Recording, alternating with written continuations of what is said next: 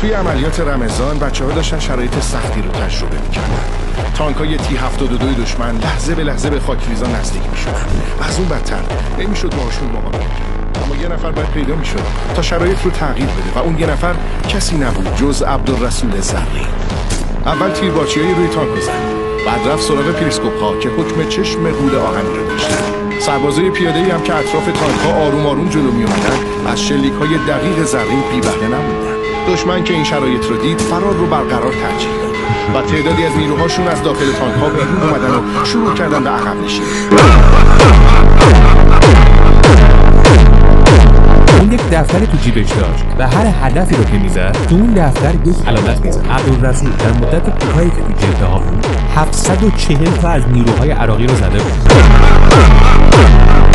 با وجود اینکه فقط 4 سال فعالیت کرد.